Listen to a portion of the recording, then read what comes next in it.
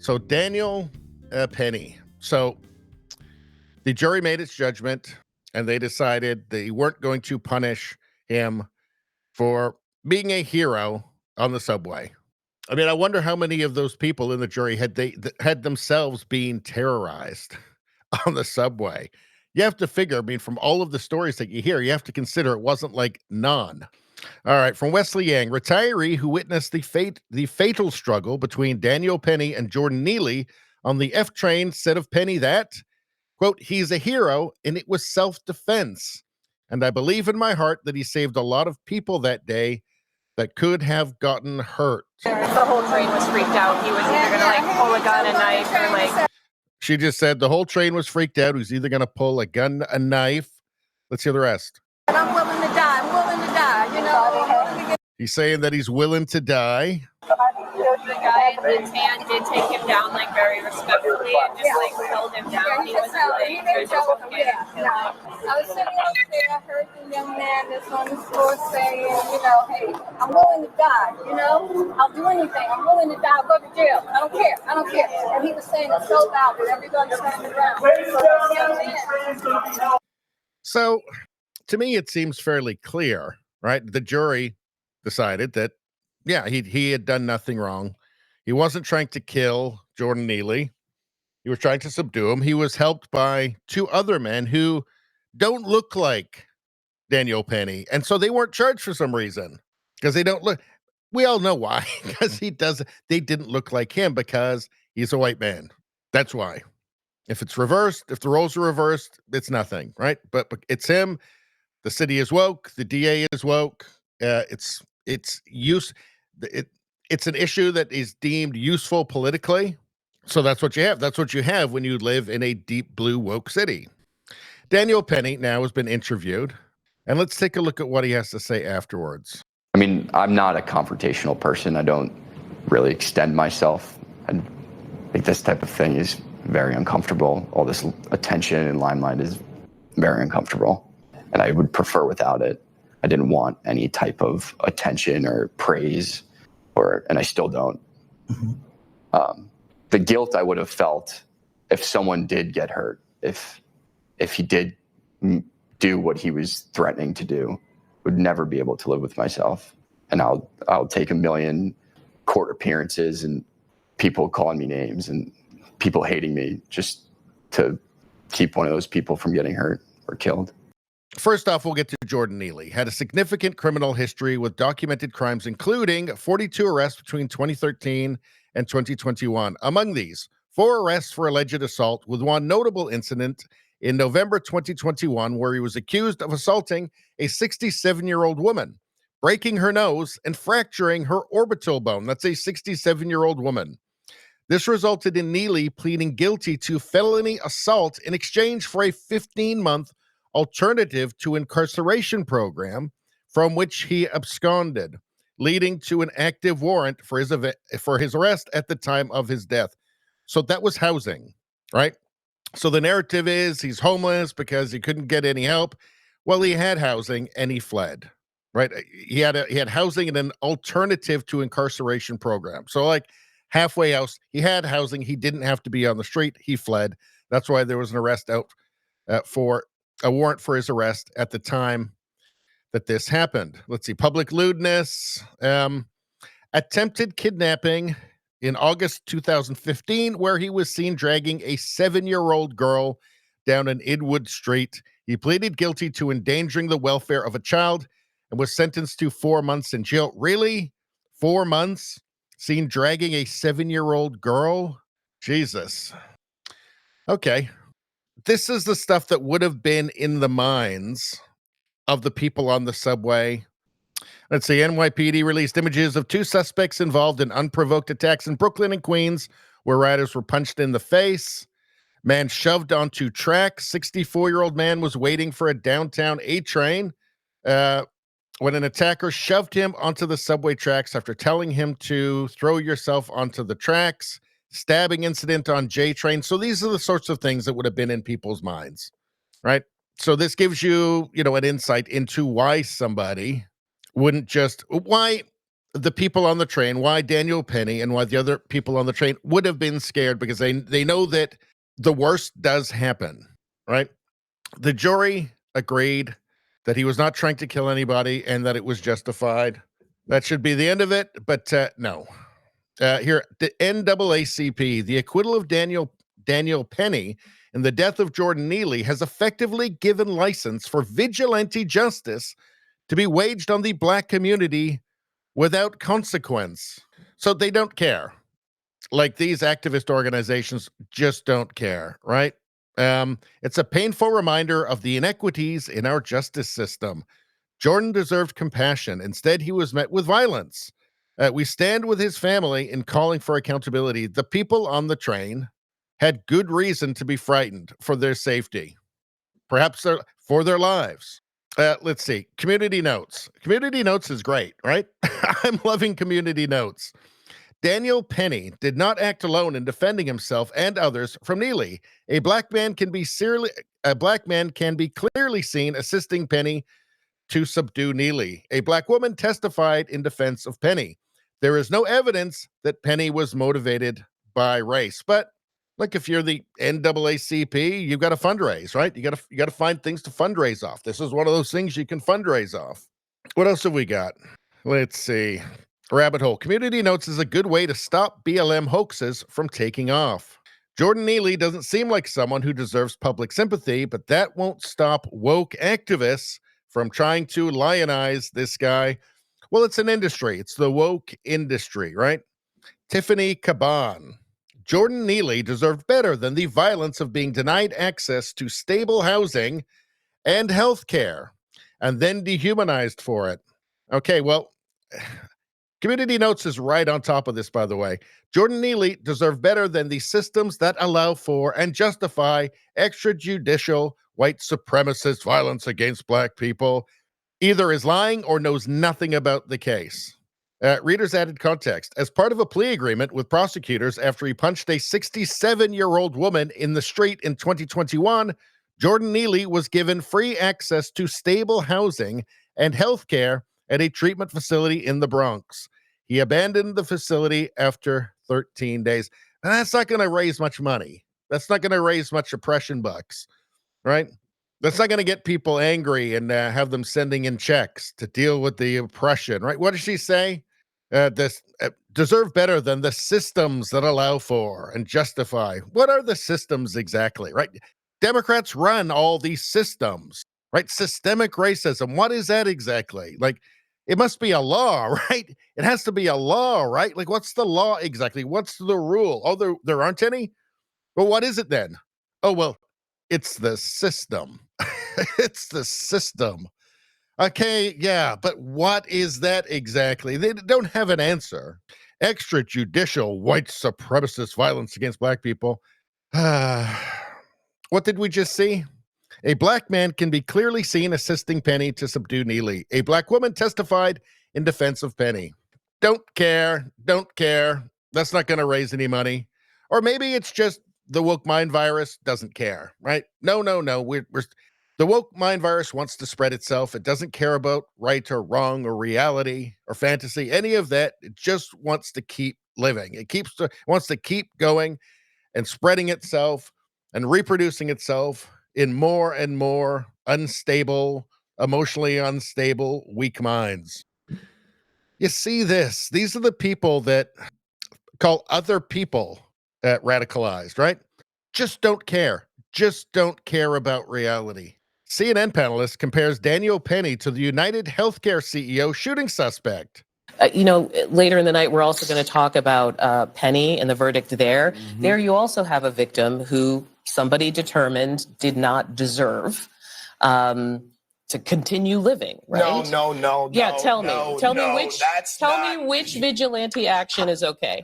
One is being proactive, right? So this kid who executed a guy walking away from him, shot him in the back, for no reason whatsoever. Daniel Penny is a hero. You can say anything you want. Talk to people who ride the subway every day. Because I do all the time. So let me I can't find anyone who rides the subway who's unhappy about this verdict. Well, Later in the night, we're also going to talk about Penny and the verdict there. Mm-hmm. There you also have a victim who somebody determined did not deserve to continue living, right? No. This is insane. This is insane. For one thing, he wasn't charged with like premeditated murder. I mean, were they paying attention at all? Do they know anything? Is everything they say, all of their opinions, is it just handed to them on a piece of paper by a producer before the show? This is truly astonishing stuff. You have a bunch of people trapped on a subway car with a guy threatening to kill them. Then you have a good Samaritan, right? You have a good guy with the help of two other good guys subdue that person so that he can't follow through on his threat of killing people, these old people on the train, right? Comparing that, trying to draw a parallel with that, with somebody hunting somebody down and gunning them down on the street. I mean, can they be that stupid? Is it just a paycheck? Is it just a producer handed her a piece of paper that's had that narrative on it, and she says, yep, this is what I think now. Sure, love money. I absolutely love money. It's truly bizarre. Like this is parallel universe stuff. Like you have to pinch yourself. Like, is this real? Is this some sort of a weird dream? Do these people think you're really that stupid? Oh, Yeah, tell me not- which vigilante action is okay. One is being proactive, right? So this kid who It's just total. Which vigilante? As if these are totally equal things, right? Nobody's even suggesting that Daniel Penny wanted Jordan Neely to die. That wasn't even a part of the case, right? Accidental or reckless. I guess I don't know. I can't decide whether it's stupidity, whether it's just total ignorance, just don't care, or lying for money, or a bit of both, probably a bit of both. All right. So here we have the race hustlers who just don't care about reality, obviously. Here's in New York. So unhinged New York City race hustler during a protest against the Daniel Penny not guilty. Doesn't matter. Innocent, not innocent, whatever. Pure tribalism. And I think just pure race hustling. It's a way to get attention. The people that she's ranting to don't care about reality, don't care what's real, don't actually care about justice. They care about social justice, which is not justice. That's just the will of the bigoted mob, is what that is. But let's continue. So all the white people here, y'all got work to do. Stay the fuck out of black people business. Go in your neighborhood. Do the anti-blackness work in there. I don't need your opinion. I don't need no Marxist bullshit. Okay. I can read black Marxism on my own. Okay. Y'all can read 275. I love that. Black Marxism. You know he didn't like you. Have you seen the things that he wrote about you, Karl Marx? Have you seen them? You might want to reconsider. I mean, aside from the fact that it's idiotic, that it's an idiotic, ridiculous, totally obviously failed ideology. Have you not read any history books whatsoever? Have you not read about what happens in these societies whatsoever? Have you read nothing? Have you paid no attention? Maybe you shouldn't be lecturing people. 5 years in English before we was. Right. Go in your own communities and correct this bullshit. And stay out of our fucking business. Thank you. Because the white people on that jury didn't give a fuck about. Okay, here's the problem, is that Jordan Neely was getting in everybody else's business. Right? They were trapped on the train with him while he was being insane and threatening to kill people. So I don't know. I mean, have you not really heard about what happened? Have you not really paid any attention? It shows you they don't care. These people, these hustlers, they don't care. They don't give a shit about reality. It's all just grifting and tribalism. What's going on here? no justice, No peace. no justice, No peace. no justice. They must mean something else by the word justice. He must mean something else by the word justice. I don't know. You know, I think the thing is, though, he actually does mean something else than what you would mean by the word justice, or what I would mean by the word justice, right? Because when we say justice, there's some expectation of fairness, right? There's some intrinsic fairness to a result. He doesn't want that. He wants an innocent man to go to prison for purely tribalistic reasons, right? That's what social justice is. Social justice is equity, not equality. There's no fairness in it, right? It doesn't matter. The quality of the outcome doesn't matter, right? It's just getting the social justice outcome. And it's always the same. Let's see what else we got here. BLM's response after Daniel Penny was cleared of all charges. What does this angel have to say? My heart bleeds for the Neely family. My heart bleeds for his father, who sat in front of me every single day and prayed for justice for his son. There is no one coming to save Black people. Yeah, they have a different understanding of the word justice. They have a different meaning for the word justice, right? Whoever's giving her money needs to just stop. Whoever's giving her money to do this just needs to stop, right? You can't have a functional society run by these rules, run by these tribalist rules. It's just not going to work. It's not going to work. They were Black people on the train. He was helped by a Black man to subdue. Daniel Penny was helped by two non-white men to subdue Jordan Neely because he was a danger to everybody on the train. He was perceived as a danger. He was threatening to kill people, and he was out of his mind. Whoever's giving this person money needs to stop, because you can't run a society this way. It's lunacy. So NYPD is already arresting BLM lunatics outside the courthouse where Daniel Penny was found innocent.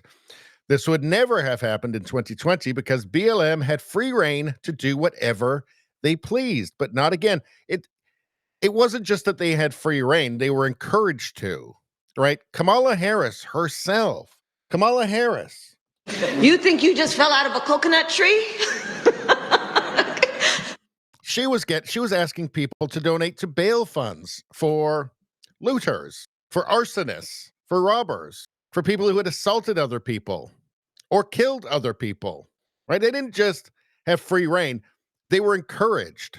It was facilitated. They were the Democrats' paramilitary force, and it was deemed politically expedient to just encourage them and give them free reign, but not just that, encourage them. Encourage the destruction, the $2 billion worth of destruction, 2 billion with a B. But it seems like now, let's watch this. Wait, hold on.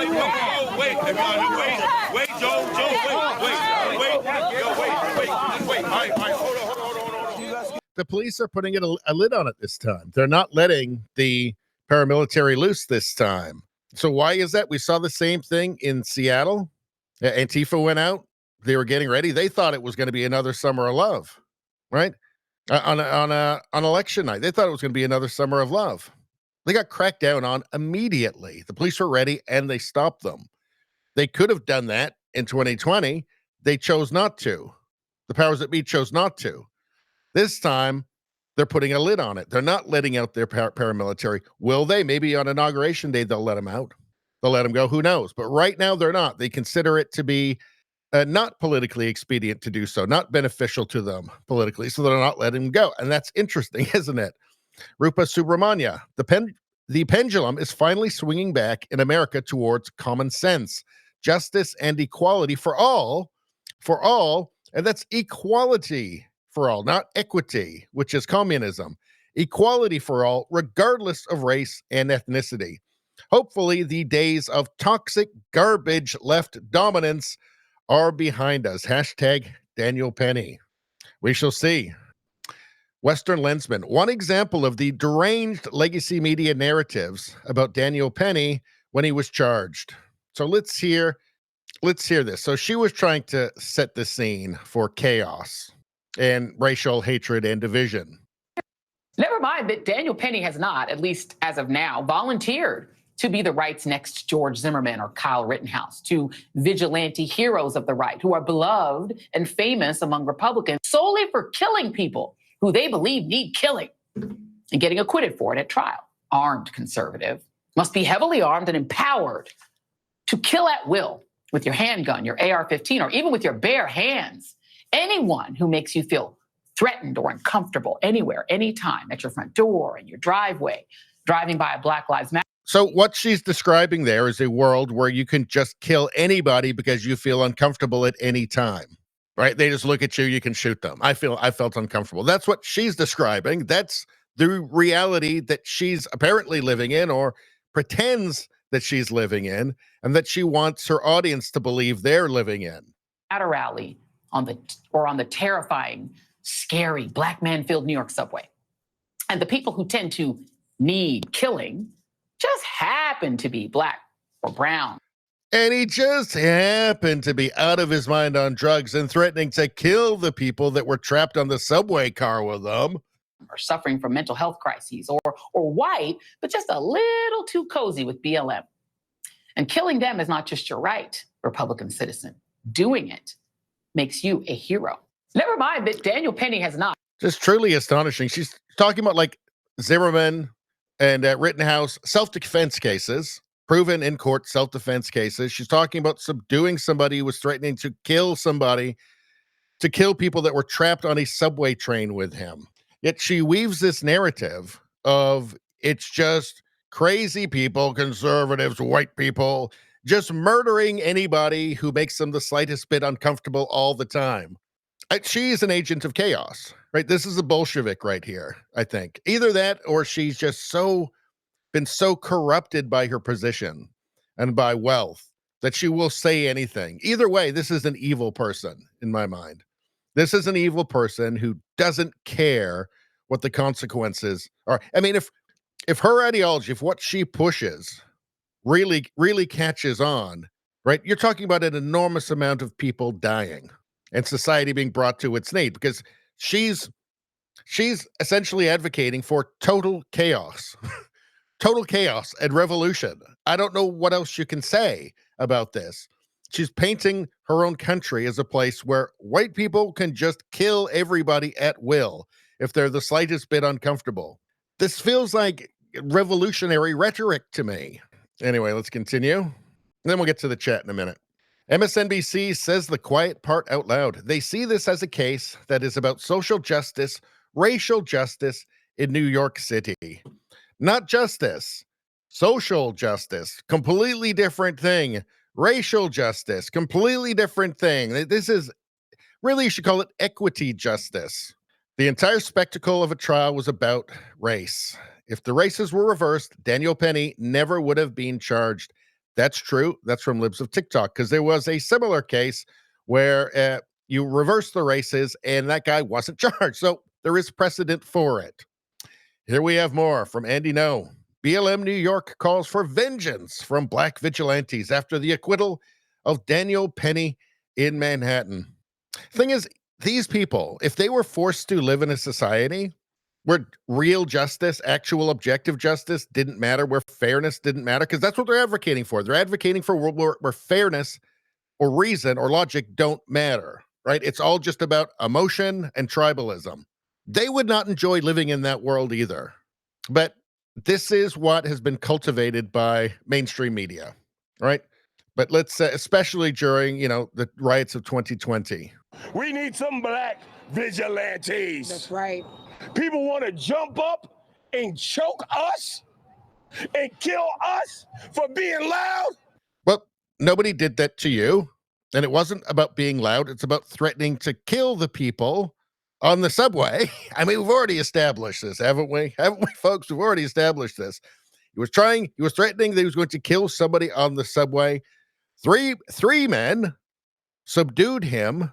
And then Jordan Neely died afterwards. It was not an intentional homicide. Nobody was trying to kill him. They were just trying to subdue him.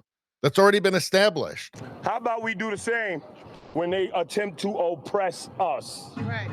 I'm tired. We need some Black vigilantes. So he wants to kill white people. That's his solution. What is the mainstream media going to say about this exactly? This is on ABC News. Why is this far left extremism? I wonder. Is it far left extremism? I wonder if anybody in the media has mentioned that. And we should also mention that coming to that verdict as a jury member in New York does not come without risk, right? There are radicals and extremists aplenty. They're all over the place. They've been cultivated. They've been cultivated by their own political class, by the people they've been voting in forever. So that doesn't come without risk. I'm sure they could hear the people outside ranting and raving, right? The angry people outside ranting and raving didn't care about justice, real justice, or reality, just wanted to get their way. So that tells you something. That tells you something. Anyway, that's all I'm going to say about that. Please like, share, and subscribe. Subscribing really helps me out. I thank you for that. I will see you next time.